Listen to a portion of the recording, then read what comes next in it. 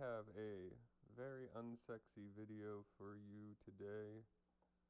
We are on the back end of a WordPress website, and we are going to go through some of the functions of this website and show you just how much somebody with access on the back end of any platform can edit their users' content. They can edit what their users see. They can really do anything they want. They're kind of their own gods of their own domain here, but the public doesn't really know this. It took me a year and a half of working on a website to figure out some of this stuff. So I'm going to go through this on the back end of here, and we're gonna show you just how little maybe you should trust the things you are viewing online in 2024. So stick with us. So we'll start with something pretty simple, which most platforms or websites would have, which is a comment section, or any sort of commenting in any way, such as reviewing or just any sort of user submitted input on the back end. And before we really get into this, we want to point out that we're looking at a specific type of website and a specific type of domain. Each of these functions and features that we're looking at is simply just coding on a file that is creating the web page in front of us. You can recreate this coding on any web page, on any platform. People with more knowledge than I have about coding can probably do much more and have far more capabilities than we're about to look at. So just keep that in mind. This is going to be a very basic overlook of what you can actually do on the back end of a website if you have the right role access or administrating capabilities or ownership titles on the account you're using it with. But this would be the comments. Most platforms have comments in some way. There's an approval system, which you can have for basically any submitted content on a website. So you can choose to automatically approve stuff. You can set conditions to approve things. You can automatically unapprove things depending on IP address, account, location. You can basically customize anything. Any setting can be extremely fine-tuned to allow things or disallow things. So at any point you could approve or unapprove a message, which would show it at specific places or not show it at specific places. You can go into the comment itself. You can change all of the information, the input. You can change the actual comment itself, so you could edit specific words, you could edit specific punctuation points, you could entirely change people's comments. I don't know how much they do this stuff. This is one reason I'm pointing this stuff out. I'm simply showing you that it is possible for them to do it. However much people are doing this on the back end is, I suppose, up to them. So you can completely edit a comment. Like, you could change somebody's message that they left 3 years ago and forgot about, and nobody would know except for the recipient of the person who was receiving the message, stuff like that. So you can edit the comment itself. You can mark it as spam, which would put it in just kind of an its own unapproval bin, and then you could just delete it and trash it. And there are functions, we might be able to find them in a sort of plugin or something later if we look at it, that allows you to show specific content and restrict the comments to specific people, IP addresses. So this comment, if I had the right I guess feature installed on the website, I could end up showing this comment to very specific people, to nobody, to one person. I could pretend this comment doesn't exist. I could pretend this comment was written by somebody else. I could duplicate the comment and change the username and convince multiple separate IP addresses that the same comment was written by different people. I could basically craft a whole little world with this one comment from this one user if I really wanted to, which I don't. But just to point out that that is with user comments. So depending on how many comments or what people are commenting or how important the information is that's being conveyed, this could be utilized in various ways that I will leave up to the imagination. So this was just the commenting section. So here we have the role capabilities, which any user account that you make or anybody makes on any platform or website anywhere has a role that is attached to it. It is how VIP services function. It is how tiered subscription services function. Each different tier has a different role capability that gives it certain access to features or takes them away. So we're just going to go through a very simple role on this website just to show you what could or couldn't be added to the capability of somebody who is logged in. This is an audience member on this website, so this is somebody who is just here to look at things. They will typically have no access to editing posts and stuff like that, but we'll use it as an example. So any user could edit any posts. They could edit a post, page, media that's uploaded. They could edit custom code, forms, which is any submission or input that's on the website, products, which are sellable items, orders, which are orders for a product, anything here they'd be able to edit, create, edit others. So this is edit stuff other people create, publish their own, edit that published thing, and then make it private or edit it. Same deletion. This is the ability to delete their own and then others. This is the reading capabilities, which is just the ability to look at the stuff. Once you get into taxonomies, and I don't know if there's categories. There is no categories here, but it's basically the same thing. You can apply taxonomy or a category to any web page itself. Any even, I think, section of a web page you might be able to do it to. So once you get into here and managing and editing and assigning them, you can basically customize access to almost any feature or function of a website, at least that web pages that will be viewed by a user or not. So you can go into the media, you can edit the files, so that means the media editing system, you can crop images, you can change the aspect ratio, you can scale them up and down, you can basically do whatever you want to the file, you can change the URL, you can do a bunch of stuff. We'll probably pop it up later just to show you how much you can actually edit. This would be uploading new files, unfiltered upload, which is uploading any file type, which can break your website, which is why they have an extra little thing for it. This would be your comments. So moderating comments is what we just went through in the first section.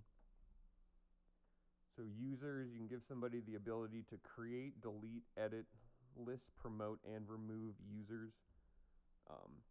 This is something that administrators on social media platforms have. They can do all of this stuff. This is how they make people go viral. They set people up with promotion accounts.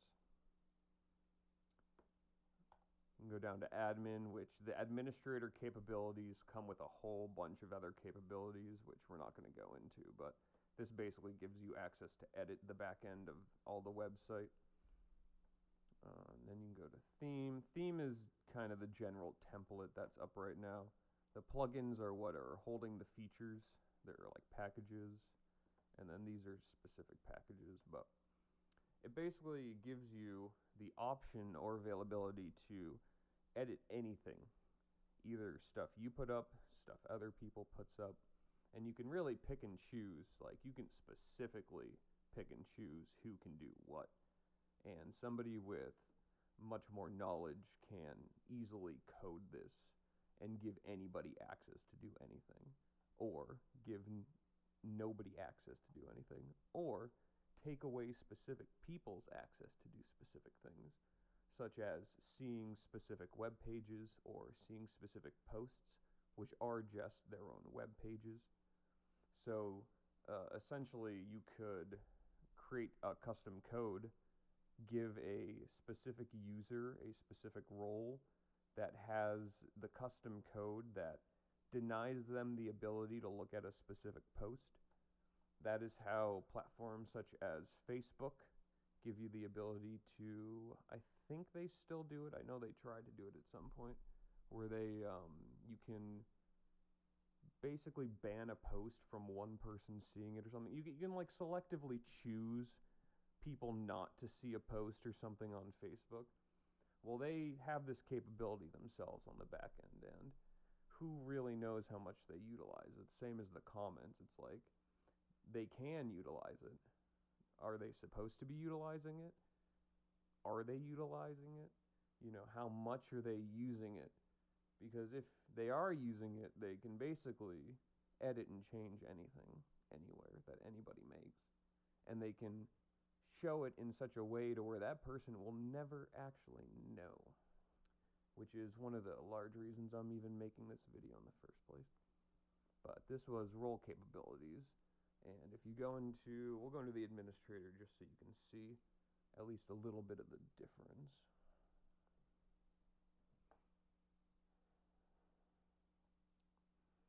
You'll notice everything is checked off.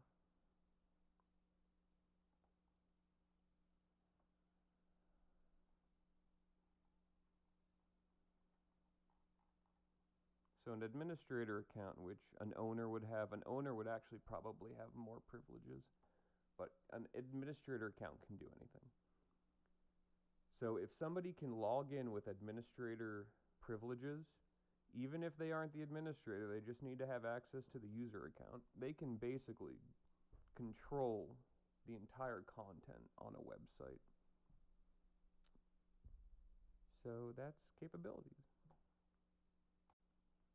This is the media editing area of the website.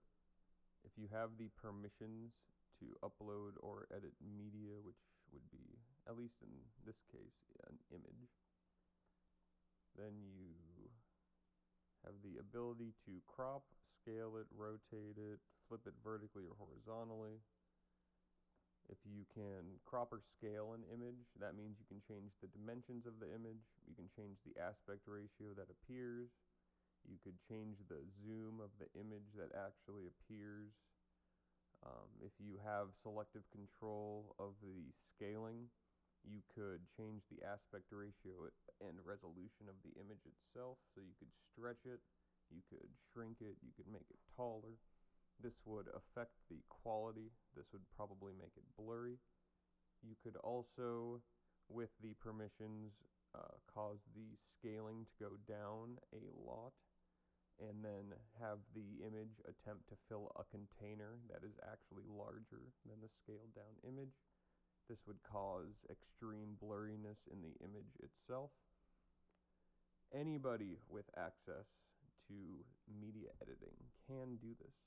And any platform can do this to your images. And a lot of platforms, especially the larger ones, most of them actually have legal clauses that give them the ability to manipulate your images like this at will when you upload them to their platform. So it is something that is done. This is what I ran into, that company that shall remain nameless, because I'm just don't feel like promoting them for being bad towards me. But they were doing this towards me, and it took me about a year to figure out that that's actually what they were doing. I was new to making artwork, and while this was happening, I couldn't figure out if it was my actual uploading or my quality artwork that was in error, or the platform itself. It probably caused months of wasted time, because I actually assumed it was my artwork that was poor quality, when in fact it was just the uploads that were going to the platform that were being displayed that was actually the poor quality. So, if you find yourself or your images or your content doing this on other people's platforms, it is likely that it is not your content. Your content looks exactly like it does on your desktop, at least if you have the right color profiles. But if you notice that your images are getting screwed up on other platforms, that is likely what is happening.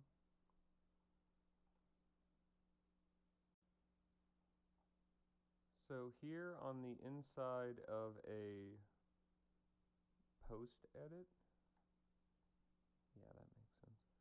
Inside of a post edit, there are a few things I can show you that access restriction to the specific post. A post is just another name for a web page or a category of a web page. Same thing as a page, but on this specific platform, there is Web3 access restrictions, which you can use this for basically anything. This is just an example using NFTs, but you can restrict content based on if people own a certain NFT. You can restrict website access to everything. You can restrict website access to specific web pages. You can restrict website access to specific parts of specific web pages. You can restrict website access to one singular widget on a web page, depending on if they own an NFT that they have to validate before they can gain access to it. This they can do with anything. So they could do it with an IP address. They can do it with the role capability that we showed a couple sections ago. They can do this with, I think, on a related note. So this is content restriction based on the user role. So it would be similar. So you can choose if they can access it, they have to be logged out or logged in. So stuff like this, they can do this, and any content of anything can be blocked off to anybody, anywhere. You could be looking at a web page and your buddy sitting next to you on their phone that's accessing a different IP address could be looking at the same web page with the same URL, and it will be a different web page. This is the level of how little you can actually trust what you're actually looking at. They can do it for roles, they can do it for accounts. So they could, if a platform really didn't like somebody, they could be like, all right, this one user account is not going to be able to see any of these posts, any of this content, or anything. And they'll never know. The only way they would ever know is if they validated it through somebody else using a different account. And even then, they could still figure out what social circle the person follows in, and they could do the same thing to their friends. So their friends also wouldn't know the difference. They can do this anywhere, to anything, to any information, to any image, any video, anything really. And I don't want to say this is being utilized rampantly across the internet, but I have seen multiple instances of this happening on my end without even validating it through somebody else. I've registered that they are in fact showing different things to different people depending on who's looking at it.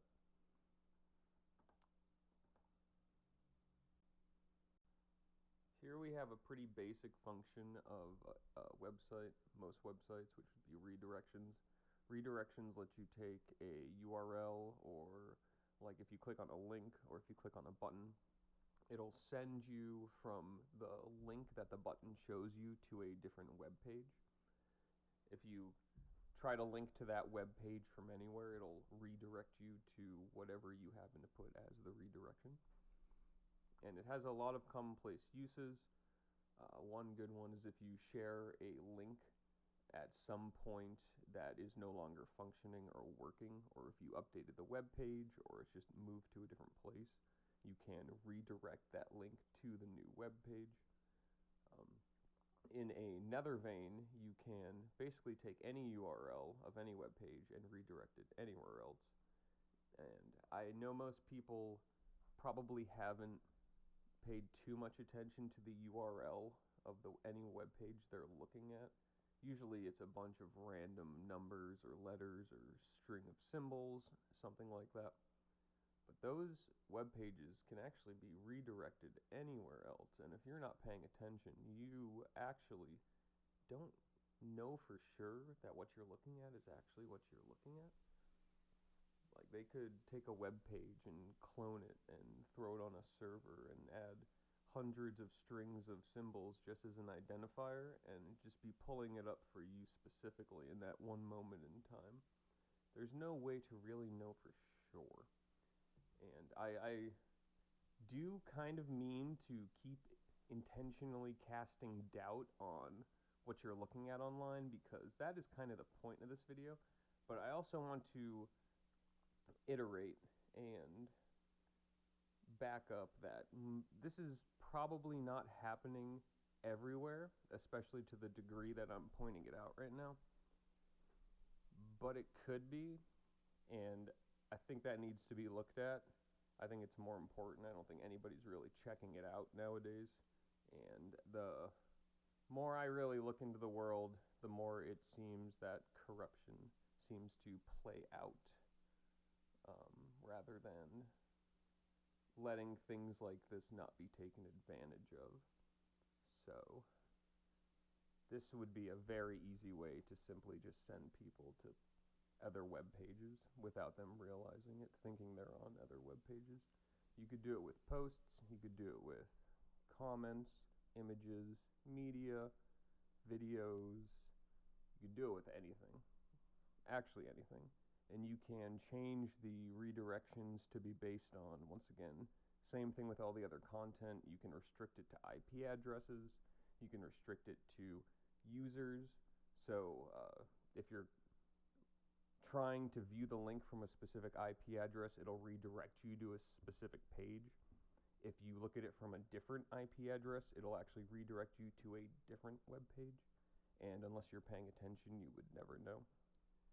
So this kind of stuff is how this functions, how this could function. So here we have the front end view of our website editor. There is no coder or programmer involved in this website right now, so we get whatever help we can get through plugins, features. Any large-scale platform is going to have their own coders or programmers, so they'll be able to do any of this probably to a much finer tune and be able to customize anything. But this is simply a visual editor for a compile of code in a file. But we'll show you how easy it is to get rid of something even just for us here. So we'll throw a login on this web page. If we hit update right now, this login would appear on a URL on the front end of our website. But we would just find the element name, which is how the coding identifies whatever you're looking at.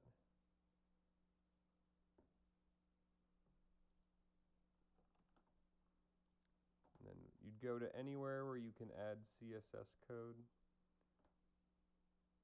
This would be typically like a file on the back end of a server somewhere. You could simply just put this on any web page, any file for anybody's post, image, anything. You could simply just do something like this.